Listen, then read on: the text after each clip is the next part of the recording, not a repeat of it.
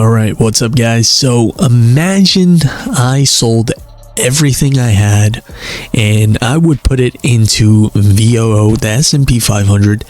This is the amount I would get back after all that. Now, here's the thing. Let's just say, I sold everything here, and obviously I'm not going to get market value for it, right? I'm kind of wholesaling them. So whatever I purchased it at, I'm gonna kind of average it down a little bit just for the sake of this video, because realistically, if you purchased a car, right, for $60,000, you wouldn't be able to sell it back for $60,000 in most cases, right? You'll probably lose a couple grand in that. So right now, for these watches here, just imagine, I'm going to come up with the numbers here, but let's just say about 10,000 here. Let's just say about 8,000, another 8,000, and maybe this is probably a fair amount that I could get for this one. So about 5,500. So imagine all of this. We're going to total it up.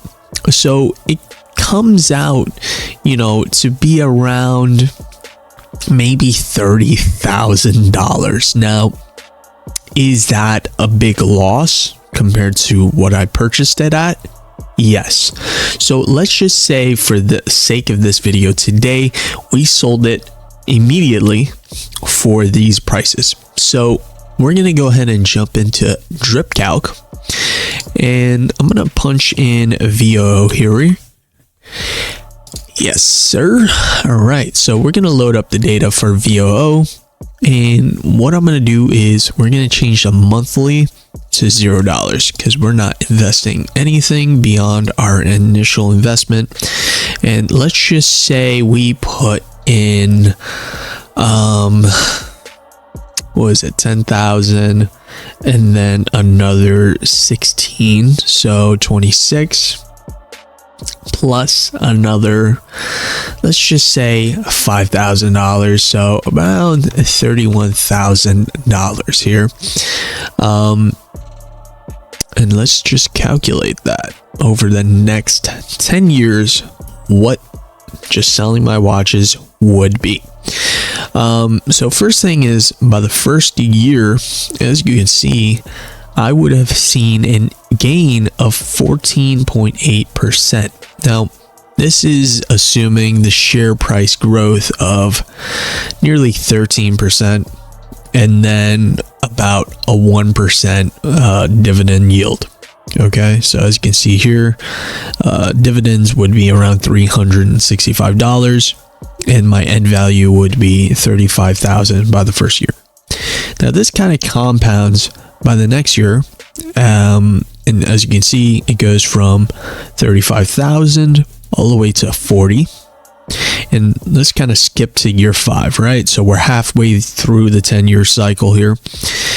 We can see that $31,000 that we put in 5 years ago would have gained 97%, so nearly 100%, near double, and the end value would be sitting around $61,000. That's kind of crazy because I'm gonna be really honest, these watches are probably gonna be the same price 5 years from now, unless there's a true shortage and everyone in the world suddenly wants one, no matter the price, then sure. But yeah, they're gonna be around $30,000 5 years from now. Well, let's see what happens as we go all the way to year 10. That is a huge chunk of money. By year 10, you can see that the $31,000 that I put in would have grown to over $119,000. And throughout these 10 years, I would have earned $4,869 in dividends. So this was nearly a 300% gain. That's kind of crazy. Now, the real question here is, am I gonna do that? No. And it may not make much sense in the grand scheme of things, but sometimes you gotta live life, and I guess having a chunk of metal on my wrist is more important than early retirement, unfortunately. With that said, guys, I'll catch you guys in the next episode. Peace out.